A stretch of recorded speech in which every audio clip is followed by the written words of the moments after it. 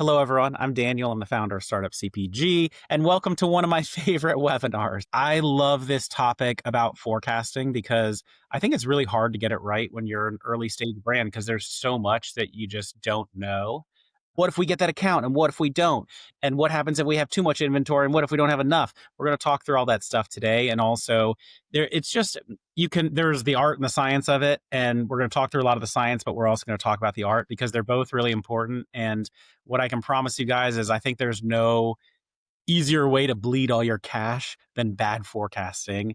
Cause I've been in that situation of like, them saying like, cool, do you want to pay us to throw away all this inventory? And it's very sad to have to do. Hopefully you can at least resell it. But we're going to talk through all that stuff today. And so thank you very much to Austin and the team from Drivepoint. So they are really well known for software that can basically like replace your CFO because all of that stuff, if you get it into the right systems and stuff, then it's like driving an F1 car. Like you kind of have all the stuff and it can run all these scenarios for you and help you with all your decision making when someone's like, what if we like build our own manufacturing versus a co-man? Like it can run all those kind of analyses for you or reforecast and stuff. So Austin, I'm going to pass over to you to get us started here. Awesome. Well, thanks for having me, Dan. And great to see everyone in here. Thank you guys all for coming. I really appreciate it. And yeah, hopefully we'll try and shed some light on the inventory forecasting and forecasting stuff generally as we go through here. What I want to do just in terms of an agenda is set everybody up with a little bit of kind of what we'll be looking at today and talk through some of the key pieces. And I think the biggest thing for me, or what I want to make sure is that people get some tactical takeaways. So we're going to try and dive into the weeds as much as we possibly can and actually get into some concrete stuff. If you have questions as we go through, feel free to drop them in the chat. And Dan, feel free to prompt me too if you want me to stop and go a little bit further. We're going to walk through a couple of templates in this webinar too. All these templates are available on our website. You can just Google Drivepoint Startup CPG templates. You will find them. Just drop your email in and you'll get them. They're real workable Excel templates that you guys can start using tomorrow. They're fully Drivepoint compatible if you ever want to drop them into our system, but there's no need to do that to get going. So I want to make sure that everyone gets some real tangible value out of it. And with that, I'll dive in kind of quickly with just a super brief intro on me. I'm Austin. I'm the co-founder and CEO of Drivepoint. We really focus, as Dan said, on helping people build accurate plans and scenarios faster with the support of some tech and AI. And the interesting thing about us is we exclusively work with CPG brands. So we don't do Dan's Pizza Shop or Bill's Law Firm or Joe's Plumbing. All we do is CPG brands. This is a sampling of some of our customers. Names like Graza and Smackin' and Notes Overnight on the CPG side, and Salt and Stone and Curology on the beauty side, and Breeze here, one of our newest customers. So folks all across the land, sort of starting somewhere in that like $1 million range or so, all the way up through brands like True Classic and Curology who are doing hundreds of millions of dollars in business. And then the three things we do there across the top, reporting and analytics. So there's plenty of data coming into the platform. Financial modeling and planning is sort of one of the biggest things. And then demand and inventory planning, which we're talking a little bit about today as well. And then just you have some sense of kind of how this stuff all plugs in. What we're doing is gathering data sources from all these different sources: finance, D2C, wholesale and retail, inventory and supply chain, bring all that stuff into our platform and then trying to help you guys get better outputs. So really much faster time to value, typically something on the order of 50% or so forecast improvements, usually a lot cheaper than hiring that expensive CFO that Dan just talked about. And that yellow box in the top right there is sort of the biggest thing, and the thing that we pride ourselves on is almost all of our customers, after working with us, see a bump in EBITDA. And after all, we work in CPG. These are EBITDA traded businesses. EBITDA means enterprise value. And so the average customer has been able to increase their EBITDA by about 6.7 percentage points in the first year of working with us, which is something that we're super, super proud of. That's the only plug for Drivepoint as we go through here. If you guys are interested, obviously reach out. We'll be happy to get you set up with a demo or a free trial or whatever makes sense for your brand. All right. So getting into the topic at hand, we're going to talk about forecasting. We'll get into the inventory stuff proper, but just thought it would be useful to start out with a couple of reasons of like, why do this work at all, right? Like what's mission critical about forecasting? Why do you have to do it? And there's really a sort of one key reason. One is that the best brands can create a durable advantage with better forecasting and planning. So the people who are really good, the Grazas and the Simple Moderns and the True Classics of the world, are just good at this stuff. They've learned the hard way probably over time that you can't mess it up. And if you're really good at forecasting, you get to do a couple of things better than your competitors and ultimately win. One of them is you optimize your inventory position. You just get better at keeping less cash tied up in inventory, but making sure that you have enough stuff to sell at all times. Two is you can improve your margins on a regular basis because you have this sort of repeatable flow. You can start to get better. You can prioritize good investments and avoid bad ones. This is really the scenario planning sort of side of the world of being able to put dollars next to all the things that you're thinking about and be able to stack rank in that way. A big one is the second to last one. You can hold your entire team accountable and get to a high standard of performance over time. So forecasting, planning, retro, you get better and better and better at doing that. You achieve better things. And obviously, we want to create higher confidence in our investors and in our acquirers, leading to higher valuations and better outcomes. So that's really the goal of forecasting. Speaking of Graza, just I'll quickly plug Austin and I recorded a really cool podcast episode with Graza on this topic that'll be coming live on our podcast in a couple weeks. Very interesting how they do everything, especially was really cool hearing about how they were forecasting when they launched the refillable line and Yeah. how to cannibalize their squeeze bottles. So pretty cool stuff. Yeah, and I think Graza is a great example of like, obviously a super fast growing brand, super popular, but like definitely no shortage of aches and pains as they got going and as they were growing on this stuff. And you kind of are still, we've been working with them since they were a relatively small brand for almost 3 years now. And it's awesome to see how they've grown and developed and gotten a lot better at this stuff. Okay, 5 quick tips for great forecasting. Number one, the historical data piece is mission critical. So two things here. One, you have to get the historical data, and then you have to find a way to keep getting the historical data over and over again. Because if you go do that brain damage one time, I think a lot of times what we hear from founders when they're just getting going is like, well, I gathered all this data and I did this really good forecast once, but man, was that a pain. And like gathering all that data a second time. And so I sort of just like revised that forecast a little bit. And I didn't really look at the historical data that was coming in, and things got a little bit out of sync over time. So finding ways to both get that data in and keep it up to date are super important. That's really your fundamental basis, like must have ingredient for a great forecast is great data. Another big one, and this is sort of like a first principles thing, but another mistake that we see a lot of times is folks sort of going to directly to the outputs and trying to forecast just the output. So an example of that would be like, oh, I'm just going to forecast my sales or like my shipments to KeHE or UNFI, right? And really think about it at that top level without thinking about the real world drivers of those orders that are coming to you. So we're always going to push people to go upstream to find the drivers, especially the drivers that you can manipulate or have some control over, right? Like you don't really have that much control over the order that KeHE places or the order that Target places or Walmart places directly to you.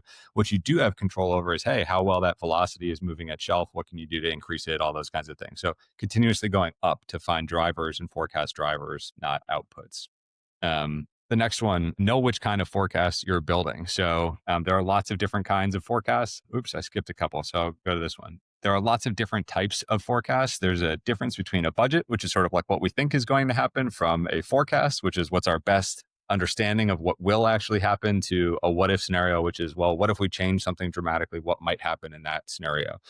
They're all different kinds. And I think people often can approach a forecasting process or a budget process without a clear understanding of exactly what we're doing to say, like, hey, we're forecasting our base case for the year. The thing that happens if, we have 95% confidence in these things happening. And then you might have additional forecasts that say, okay, well, we have new information now. We're going to have a forecast in R1 and R2 and R3, something like that throughout the year. I've often said that a calendar is one of your most powerful planning tools, that you can actually calendar those things out and think about how to do more revisions over time. But make sure you kind of know what you're doing and set your objective. And at the beginning of the year, your budget and forecast probably are the same for most people, right? Unless you're Yeah. trying to tell people a different budget than you actually think you're going to hit. But right, like budget and forecast, and then you lock the budget just so you can refer back to it as your forecast. What you actually think is happening will be changing over time. Yep. Yeah, that's right. So, in January when you set out, or now really when you're setting out to make your plan for next year, you're creating a budget, and the difference between a budget and a forecast is really just that a budget is something that you're going to freeze and measure against over time, right? It's probably published more broadly than your forecast. It's kind of the line that you're drawing in the sand, and then a forecast, or a rolling forecast, as it's sometimes called, is sort of a revision to that as you go throughout the year.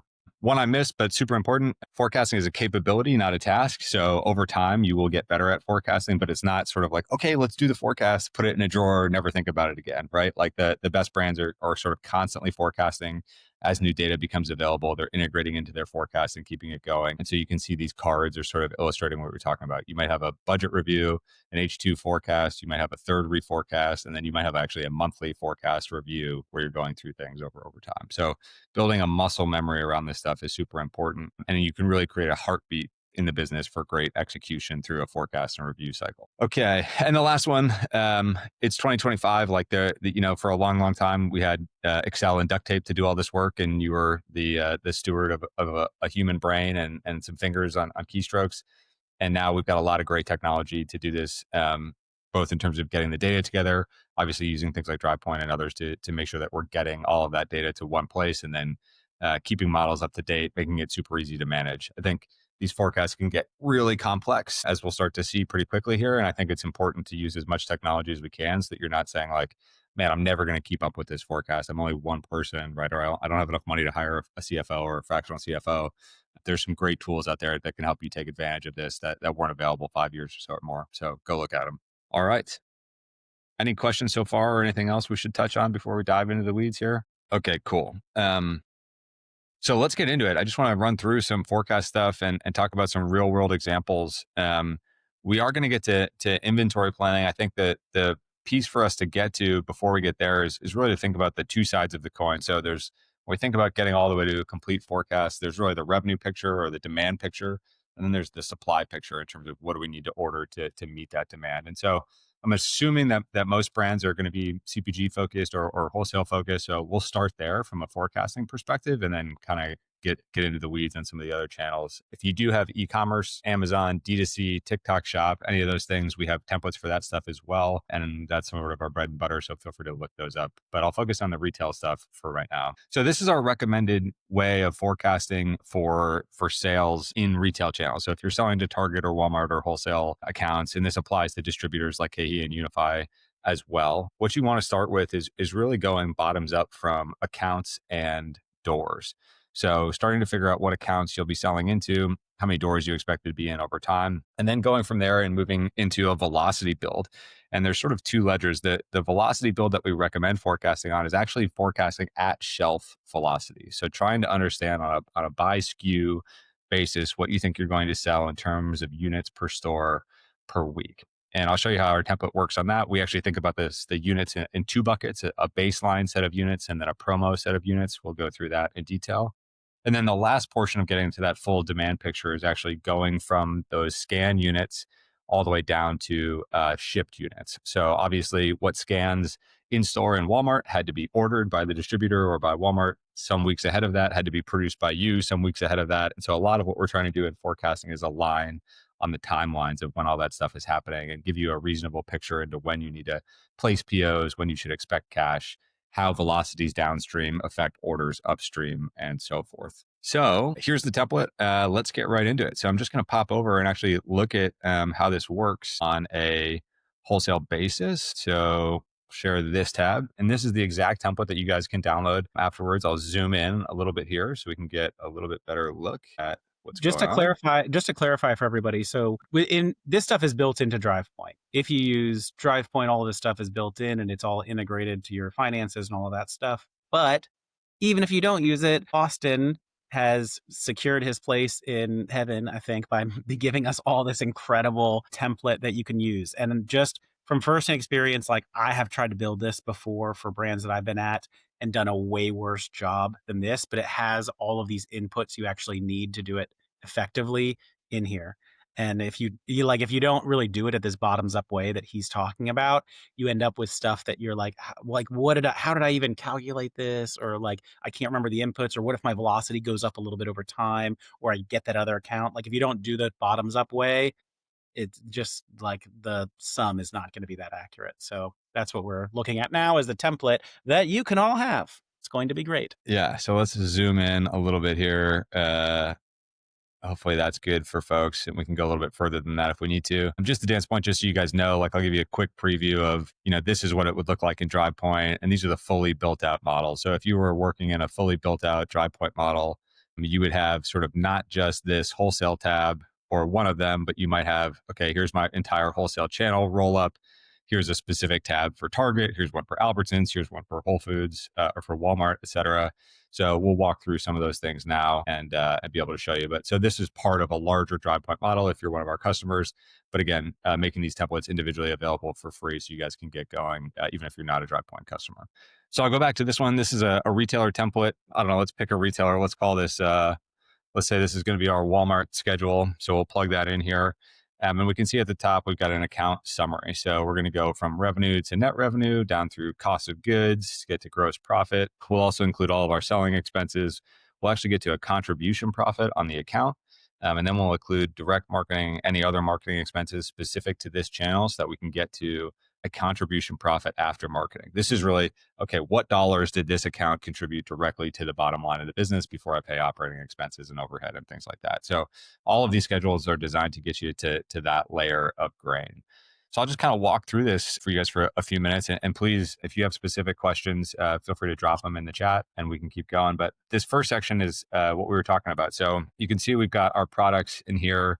Let's give them some names. We'll call it, I don't know, we'll keep it simple: bananas, apples, oranges, so that we have some handles for these things. And so we can see that's going to update all the way down the schedule. And we've got some historical doors layered in here. So these values that we see in green, these are going to be our historical dates. We can see actuals are up here, and then we're starting with our forecast in this case of May 2024.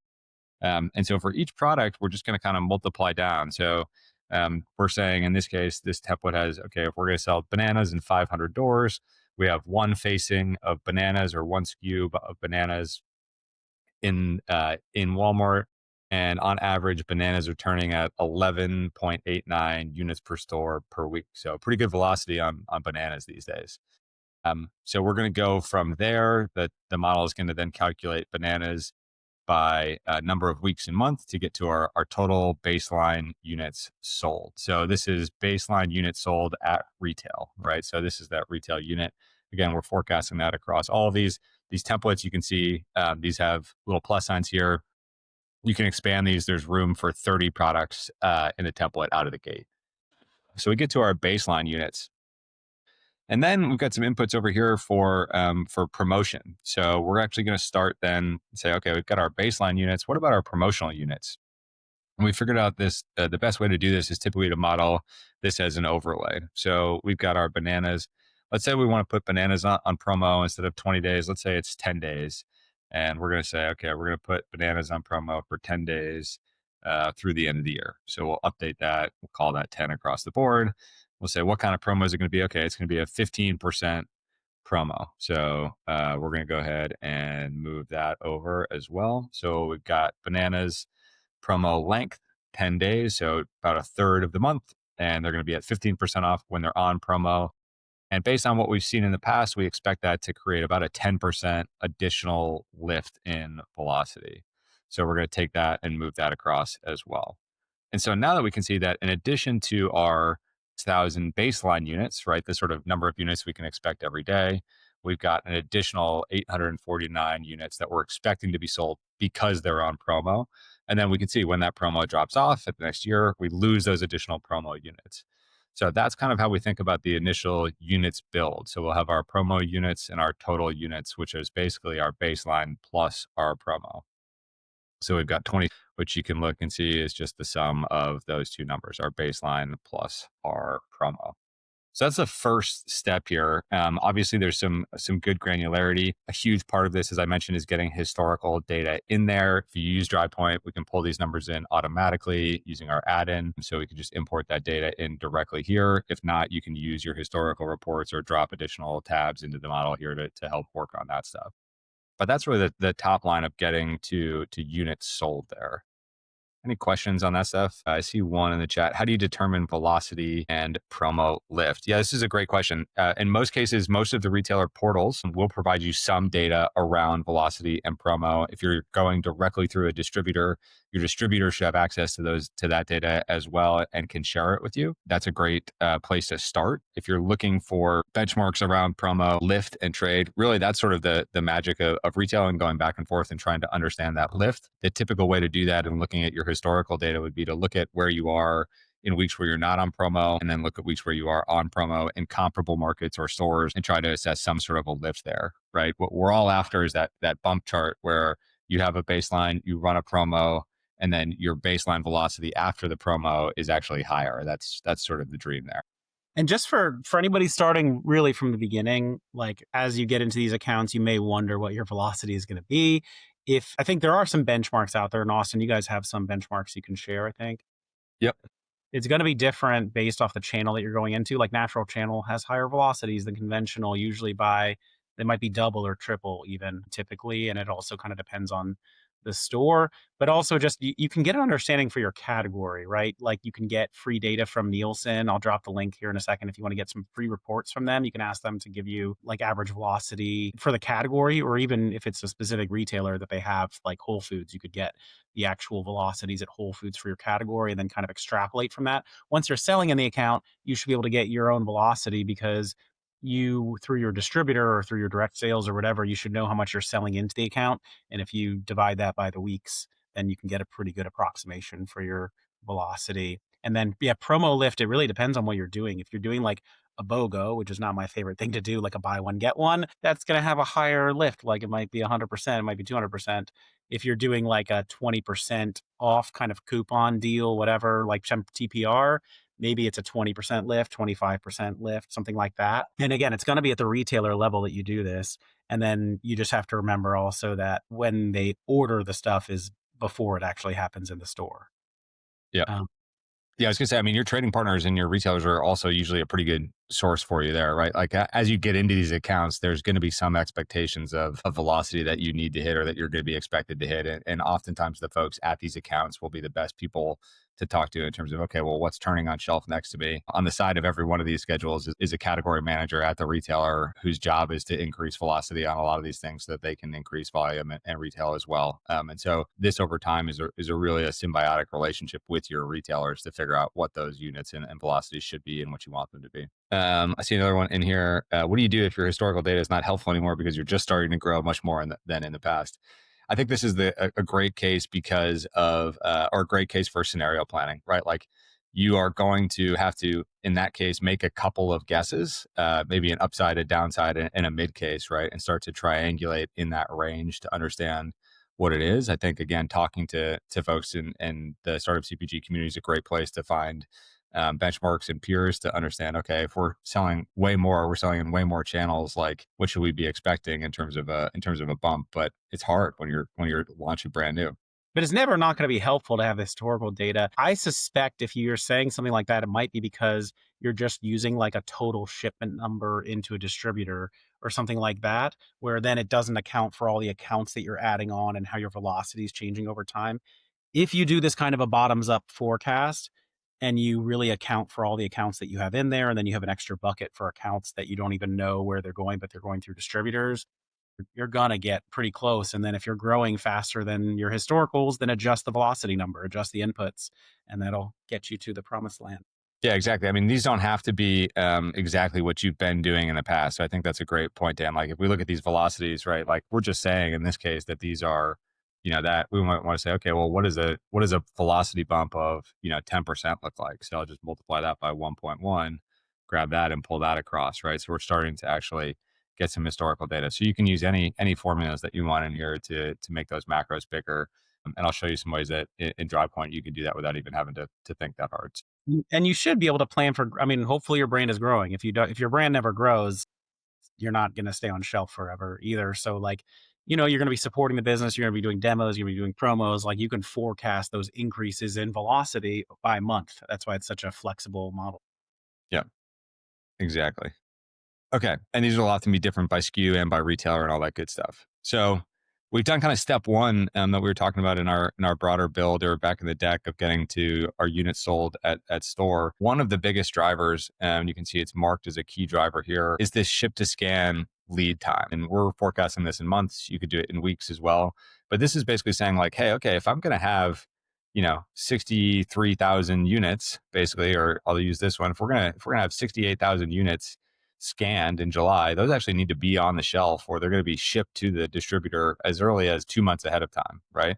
And so you can see we've got basically a formula that's doing that offset for us to calculate the month. So it's using that input and saying, okay, well, if I'm going to sell 68 here, that means I need to actually ship them probably here, right? I'm expecting that order from my distributor or my retailer to come forward. And this is obviously super important because your revenue from a GAAP perspective and what you report in your financial statements is at time of shipment, not at time of scan. So you get paid, you get to recognize the revenue earlier than that product sells to the end consumer. And so this is a huge piece for us to make sure that we're getting right in terms of that units shipped. So we're using a simple driver here to get to units shipped. Usually this is equivalent to what we think that the source will be, and you can kind of move downward from there. And then we've got basically to add our pricing and our COGS data. So I won't step through these in sort of super granular detail, but we have inputs here for our retail selling price. This is what it's selling with at shelf. This is what you're selling it to the retailer or the distributor. And that's allowing us to calculate a retailer margin here. And you will almost certainly have targets from these guys in terms of retailer margin. So you have a worksheet here to help calculate what that will be kind of all in or on a per product basis. And then we're getting to our gross sales number. Again, this is our units shipped, basically times our retailer or distributor list price. You can kind of see how that math works really quickly, right? We were selling 36,000 bananas at 261 per unit to the distributor. That's going to generate about $100,000 in sales for us. So this is our top line, and this will correspond up at the top of the schedule to our P&L. So that's how much money we're making from Walmart in this case. And then we've got inputs for unit product costs. How much does it cost us to grow a banana or source a banana? What are we shipping those bananas? That number's probably gotten higher in the last little bit, so we can add some tariff expense here. We'll layer that part in, and you can put those numbers in. And then it's actually going to give us an input for trade spend per unit by product category. So this is non-promo trade spend. Basically, you can see we've got our promo spend in here. We can see some of those numbers that we had flowing in. And then we've got additional trade discounts. So these would be things like end caps, potentially slotting, other things that you might need to pay to get in there, basically, and some other adjustments here. But this is designed to give you a complete discount percentage of your gross sales, and here's your total trade spend. So it's going to give you both numbers here flat out there. A total discounts here is going to include both all your promo spend, all your other trade spend, and put those two things together to give you that total discounts value, so we can get from gross to net. Oftentimes you have other variable selling expenses, fulfillment costs, whether that's getting it out of your warehouse or kitting and packaging for specific retailers, anything else that might be in there, shipping expense to the DC or to the retailer, and then any merchant fees that might be incurred. This is probably super small for most wholesale accounts. 0.05 there. Anyways, that's sort of the quick walkthrough of the demand schedule. That's a ton. So I want to look at some of the questions in the Yeah. chat and then give anybody else a chance to chime in here if we want to have any questions come in. The one that's coming up right now a lot is just about scan data, it's like, selling data.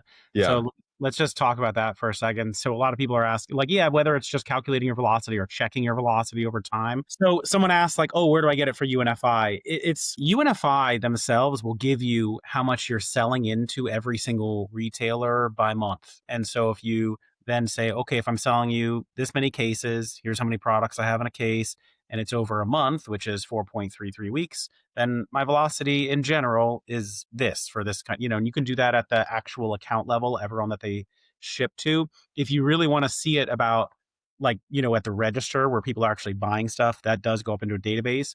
So there are a couple well-known data providers. So we partner with Nielsen IQ Buyer. They have the exclusive on the Whole Foods data, which if you're going through UNFI is probably pretty relevant for you. So I just pasted a link in the chat here. You can get 3 free reports from them. That means if you want to ask them like, hey, give me all the hot sauce velocities at Whole Foods, you can get that for free because you can get 3 free reports. So I just pasted the link here in the chat. That's a great place to get started. You could ask them for like natural channels category or conventional as a for your category, and they'll actually like hit you with updates in your email over time. So definitely get those free reports. There's absolutely no reason not to. And then if you want data like, okay, for a lot of accounts in the natural channel, you could talk to Spins about that. Like, they have a couple exclusive retailers like Sprouts and Fresh Time, I think. So you can reach out to all of them. And just so you all know, like the Nielsen IQ stuff, you get the 3 free reports. You can get packages from them for like as little as $1,000, or if you got everything, it would be like 10K a year. It used to be like 150 a year, so it's much cheaper than it used to be. That's a lot of the inputs you can use in here, but also just for your kind of Like, once you're selling in there, you can track your performance against the competitors because in the UNFI data that you get, it's only going to have you. It's not going to have your competitors. So you wouldn't be able to compare it to anything. Yep. So UNFI is definitely probably one of the trickier ones, although they do have some data packages where they'll actually pull, and some retailers where they will pull the scan data all the way through. You can also get direct from the portals. If you're selling into Whole Foods, you should also be able to get a brand account directly to the Whole Foods portal where they will be able to give you that data. And Whole Foods makes data available, I think, for all brands, at least 4 weeks trailing. And it's available on the Monday for the week prior. And you can also buy this from us. So we have a data partner as well, which is we use a partner called Muffin Data behind the scenes, but we can provide by SKU, by account, by product, units per store per week, POS sales dollars, units, all that good stuff. And so this is all the data that's powering this forecast for Drivepoint customers, and they can actually just pull it directly into their model that way. So I can grab That's this from and say, go get the all that Muffins data data from your own sources or from your from. own sources. Correct. It will not include it will not include data. So that's, yeah. So just to like I know this can be confusing for a lot of people, but like typically you can get your own data probably for free somehow. Yeah, like the Whole Foods portal is amazing. A couple retailers have portals, like Air One has one. You have to pay them a little bit per month, but that one you at least get competitive data. Scan data, that's when you get the competitive stuff. So Yeah. get those reports. Yeah, most brands, I think it's when you get started, I think to me, you can probably beg, borrow, and steal your first way to some competitive shelf data for those first couple of runs to get a sense of kind of who's where. And it's stuff that is not going to be probably super useful to you in terms of being able to move the needle on a week to week basis. Your own data, I think, is super important for a couple of reasons. One, especially as you're entering in new doors, you want to really be careful that you're getting actually on shelf and scanned in the doors that you think you're in. So that's a huge one. That's always a battle, and void reporting is a big deal, no matter how big you get, but especially in those early days, trying to get as much scan data as you can get your hands on to make sure that you're actually scanning in the doors that you've been traded in. And then the other one is just to spot hotspots in different go as granular as you can to the store level to start understanding where things are moving, and then do store visits there, understand why, be able to isolate the impact of sampling and promo as you go. And then the other question was about where do I find these templates? Well, we're going to email Yeah. them to you after this. And again, you're like, these guys at Drivepoint are very nice and they love you. And you're going to get these templates for free and you can use them. And then also, just a reminder, if you want to talk to the Drivepoint team, because they do have this very full, beautiful solution. So I'm just dropping their link here in the chat also in case you want to follow up with them when you want to look at like the thing that makes your whole life easy, not just the forecast. Yep. I'll drop a link directly to those pages too in here so you can see them. If you just Google Drivepoint templates, you should be able to find them. We have the one that we were just looking at here.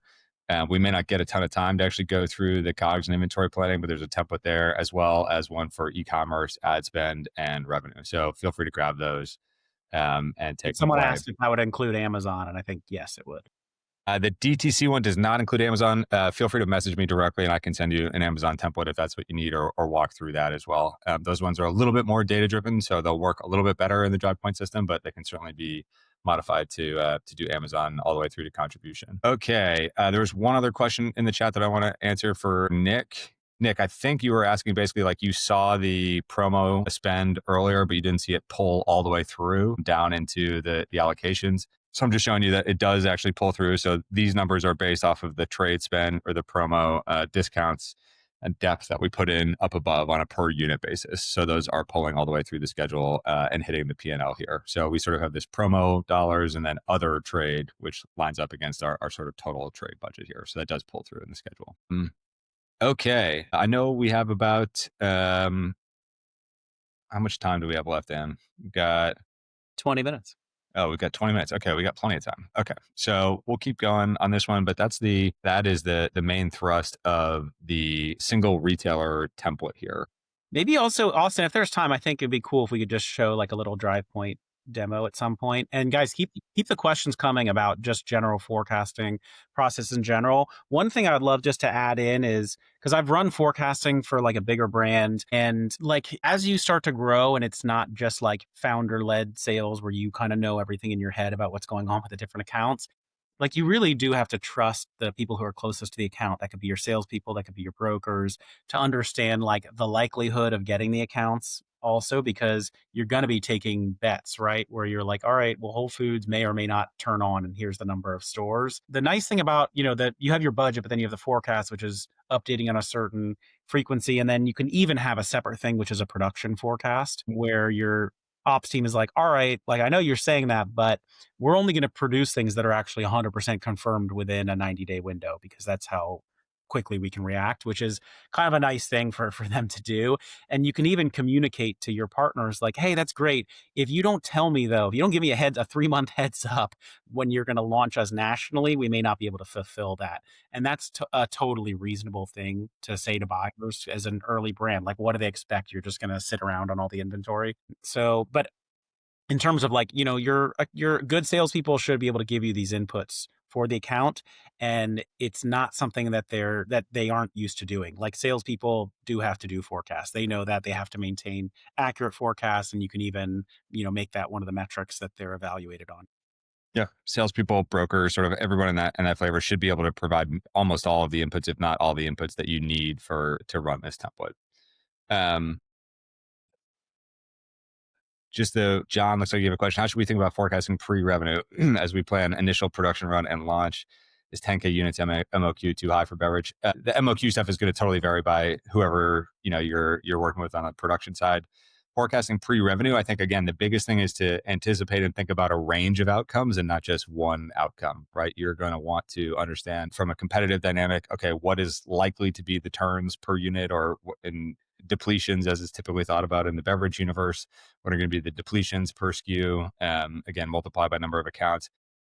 Beverage tends to be much more distributor driven than some of these other categories as well. So I would recommend talking to your distributor or whoever you plan to launch with and getting some initial guidance on what you should expect in terms of volumes. All right. And Before we move over to DTC, I'll mention one other yeah, thing, which is if like people are talking about doing a pre-revenue and stuff, we actually built at Startup CPG a full database that lists every single retailer out there and how many doors they have also and what channel they're in. You can use those to really build your bottoms up forecast. So I'm just going to drop the link to that here in the chat. It's like the best thing that I ever created. So I hope you guys really get a lot of use out. okay, we've got all kinds of questions in here. How can you incorporate additional order volume, free fills, et cetera? Yeah, these are questions I'm happy to answer offline or in a demo and start trying to figure out how to help everybody individually. A bunch of different ways to incorporate free fill, either as trade spend and or just additional ramp velocity when you get into these accounts. How to manage inventory overcast, run promo, write them all off if expired. Yeah, whole podcast probably we could do on how to manage overages. In general, yes, run promo, but that can also be a slippery slope. So plenty of considerations there. Does Drivepoint account for best before dates and minimum shelf life? You could do that. You could do expiring inventory. We've done that for some companies as well, et cetera. Yeah, lots of stuff here. Feel free to hit me up. Thank you, Kieran, for giving my DMs there so people can get in there and get after it. Um, and someone else mentioned pricing structure. Super flexible, starts somewhere around $1,500 a month, goes up from there for customers. We have services and software. So happy to talk to you about what we can put in the mix for you. All right, let's get into some ecom stuff quickly. Maybe, I don't know how many, I'll do ecom relatively quickly here in terms of D2C, and then we can talk a little bit specifically about Amazon. So this is really the D2C method for forecasting, or how we think about it. The primary difference between D2C and wholesale, or even is sort of like the fundamental unit of measure for these channels. In wholesale, we were just talking in units, basically, like how many units am I using? What's my velocity? What's my units per store per week? As you move into the D2C channel, you're typically the biggest advantage of D2C is that you're able to acquire a customer and have that customer's information and be able to remarket to that customer over and over and over again. And so in D2C, we really think about the world as how many customers are we acquiring? What are those customers going to spend? And then at what rate do those customers come back and repurchase? So we're kind of starting from, okay, ad spend, what does it cost us to acquire these customers? Typically modeling that as acquisition spend and then a blended paid cost per acquisition, first time orders and revenue. So, hey, when they hit my site, what are they actually going to purchase? What's the average order value? What's the average discount rate, et cetera? And then probably the hardest part to forecast in D2C is which of those customers are going to return at what rates and when. And so that's a ton of the work that we've done at Drivepoint, is trying to build the science and the AI forecasting around that so that you don't have to think about that stuff, and you can get a high degree of accuracy. But that's really the difference around these channels. So I'm actually I'll hop into a full model build so you can kind of see all this stuff together. and see how it works. Let me zoom in again here. We'll go to 125 in this case. So we'll look at the D2C channel just for folks to kind of get a sense of how that works. In this model, we've split this across 3 tabs. In the template that you guys have for download, we have simplified this a little bit. So this is all in one tab. So this can be a little bit easier to get started with the template here. And there's some instructions up here as well. But in a full model build, just so you guys can get a sense, typically we're looking at, we have a bunch of our digital marketing channels here. So that's how are you spending on marketing? What are all those totals? This data in Drivepoint will be imported directly from QuickBooks. You can certainly do that manually as well to get all of your historical spend data. We are also grabbing some orders, in this case, first time customer orders and order to customer ratio. This is coming direct from Shopify or Amazon. So we've got some data that's coming live from platform there. Another big thing here is obviously there's a little bit of timing mismatch typically with ecom, but for most part, customer buys a product ships, customers deliver the product. And so you're recognizing that revenue all at once in here. But so in this case, we're saying, look, we're going to spend roughly $300,000 on marketing at $28 per customer. We're going to end up getting about 10,000 first-time customers here. So that's really how the model starts. Many people have both a subscription and a non-subscription business on their website. And so this will be a huge driver of retention and repeat purchase, how many people you get to opt into subscription or not. So we handle that natively here in Drivepoint, but you could also just forecast them all into one bucket. And then probably the bigger piece of this is, okay, what's actually going to happen to those customers once they get here? So just to follow the logic again, we spend $300,000 on marketing at $28 a pop. That means we get 10,792 orders. We split those orders across subscription and non-subscription. We're going to follow the non-subscription orders here. So that gets us to about 9,800 first-time orders in our non-subscription segment. So we're going to follow these 9,800 customers into our non-subscription segment and kind of see what happens here. So now what we're going to do is move them over and start forecasting, okay, how much is each of those customers actually going to spend? So I'll zoom again so everyone can read. So we've got those 9,800 customers, right? Those are our orders, our first-time customer orders. We're assuming based on our historical data, which again, we're pulling in this case, directly from Shopify, that we have about $75 of average order value per customer. We'll multiply 9,000 by 75, we get to 740K of first-time customer revenue. Now we've got to take out discounts, we've got to take out refunds, we've got to add back shipping income to get to our net revenue number. So that part's actually fairly easy, right? Like in some ways, the D2C math is easier, especially on first purchase. But that's how we're getting there. The hard part is understanding how many of those customers are going to come back. So in this case, we have returning customers, and we're expecting about 11,000 orders from those customers. This is a function of some of our tech, but you could do this on your own as well. Basically, you're doing this on a cohort matrix. So trying to understand exactly how many customers are going to come back in any given period. So if we look at our October 2024 cohort, what we're saying is, hey, we had 12,000 customers in this cohort. We expect them to repeat at a certain rate. So let's go find our October 2024 cohort. This is going to say, okay, in October 2024, 100% of those customers made a purchase by definition. It was their first time. They're in a cohort because they're here.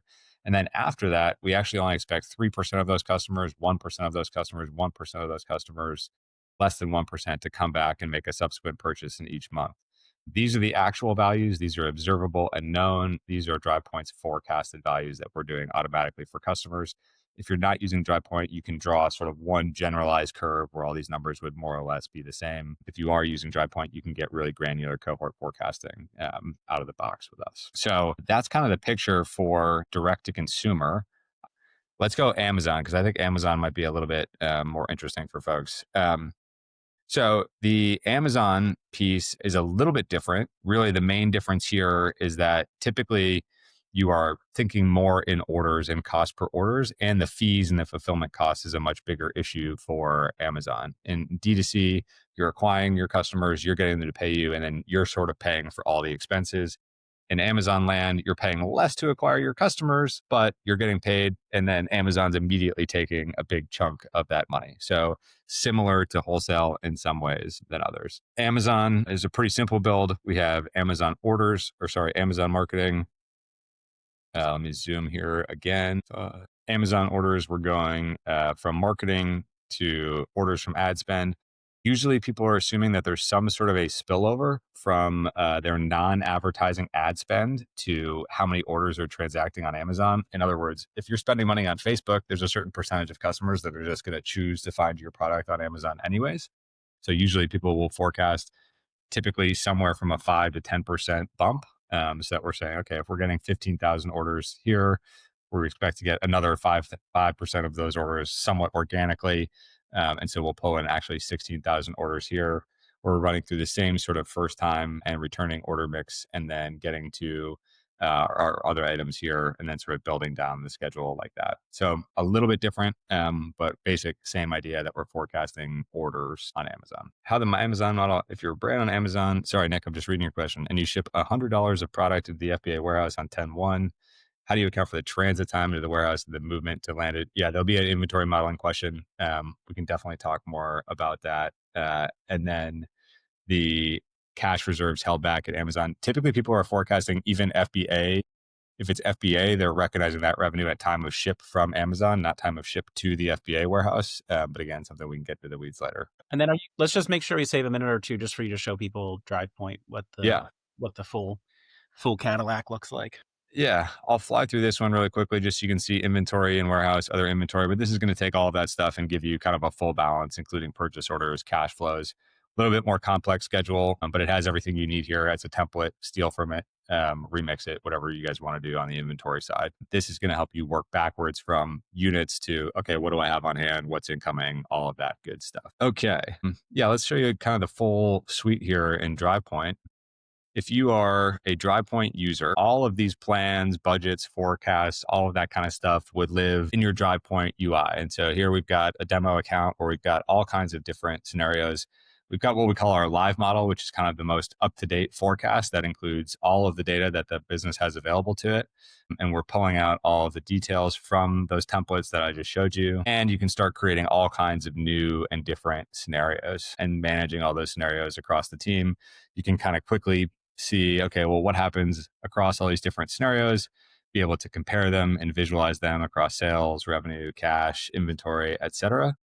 And so that's really a huge function of being able just to manage and keep all this stuff organized as you create these new scenarios and be able to quickly compare them. So that's probably one of the biggest features of Drivepoint. One of the other things that I think is super useful and probably I'm most excited about is our new AI agents. And so we went through that whole template. It's a great template, but it's still Excel. You still have to update all those cells for the most part manually or pull those assumptions across. The modeling agent is actually capable of starting to run out some of those scenarios if you're not an Excel whiz and you don't know what you're doing. So we'll take the same one. We're working out of a plan that's a demo plan. And we just want to say, like, let's see what happens if I can increase stores in Albertsons by 2x next year. And so in this case, the agent actually has full knowledge of that underlying template. It knows what drivers it can manipulate in that template, and it's going to decompose this question, think through a scenario, and actually help us build out that scenario. So we'll give it a minute here, and it's going to spit back a new scenario. Okay, so I set up the number of doors by 2x. It's a 100% increase from April 2025 to December 2025. It's going to give us essentially the model, the instructions it needs to go do that, and then I can go ahead and preview that scenario. And so what's happening behind the scenes is the agent is actually creating a copy of that model. It's running out the changes, and then it's going to create a tear sheet of the differences between that model and the base model that we started with. That's amazing. And so this is some of the coolest stuff we have going. You saw those key drivers that I was sort of marking as we went through some of those other templates. Basically, the reason to mark those key drivers as we went through is so that the agent can manipulate them. And so once you do that, you've got all kinds of awesome stuff coming back. Obviously, a lot of the demo, it's going to take a minute. Okay, here we go. That's a question I would we've ask got the some CFO, changes in here. That's a question I would ask the CFO, and he would come back like a day later, like, okay, I did that. Here's this. Yeah, it's starting to get pretty good depending on how the model is set up. But, that's a big piece in terms of being able to use that stuff. And it has access of all the historical data too. So you can start to, we've got tons of different reporting in Drivepoint as well. We're looking at this scan and velocity report. We could break this down weekly as well. So all of that data is flowing into Drivepoint, business trends, benchmark reports, all kinds of stuff in here on the D2C side and the Amazon side. I'll show you some Amazon stuff because there were some questions there. Um, this has really been a huge winner for us on Amazon. Let me show you the Amazon sales report. That what we call the AOV breakdown, but this is really helping to isolate what those fees are that you're paying to Amazon. This is actually really hard to get at because Amazon really obscures where they hide these commission fees, fulfillment fees, etc. But this gives us on a weekly, daily, monthly basis exactly what orders were, discounts, net sales, and then actually breaks down the commission fees, fulfillment fees, etc. So you can understand, hey, what's my true cost per order, right? So this is real customer data that we blinded, but this customer sells for $40 on Amazon. Their take home on that average order is actually only $6.41 after you take out all the fees. And so this kind of reporting is super helpful. Other stuff, there's all kinds of pieces in here. I'm happy to do a full demo, but you can merge all of these different reports into dashboards. These dashboards are downloadable. You can download them to PDF or Excel. You can create Google Docs out of them. You can schedule them for delivery to your team members. And you can use our AI features to basically generate commentary for each of these right out of the box. So you can start to see what's going on. And there's some benchmarking stuff in here as well. So tons of stuff in the platform. And really, we pride ourselves on being able to customize it for brands, depending on what your exact channel mix is and what things you're interested in as well. Cassidy, the only thing that the answer to that, to the short question, it cannot entirely replace bins, buys, or store data. You will not get competitive shelf data through any of our connections or any of our packages. So Nielsen, Spins, Buys, or all that stuff. The big gap there is you want to see your competitors' data, you're going to need those syndicated data sources. So their muffin data plugin, what that's going to do is just like connect to all of your internal data sources that you have access to through UNFI, through Whole Foods portal, and pull it onto the system so you don't have to do all that stuff manually. That's a big time saver. That one's kind of a no-brainer, but they don't have like free access to all of the stuff from NIQ and Spins, unfortunately. I mean, I can't recommend enough, like go get some free reports at least, even if you're not at the point where it makes sense to buy data. But just the sales data is very powerful for telling your story to like really unlock that kind of hockey stick growth. You're going to need it. You're going to need to be at some point when you can afford it, like telling your story, leveraging that because the buyer's not going to do it for you. So I'm just going to paste the link here one more time if you want to chat with the Drivepoint team. So there's a link to the website, or you can hit up Austin on LinkedIn probably, and he'll be very happy to chat with you guys if you have questions we didn't get to, or if you want to get your own little demo of Drivepoint, then definitely check it out. And just remind everybody that we're going to send out the slides, but the slides don't really have the live demo, but all of the recordings go up on our YouTube. So I just pasted the link for that as well.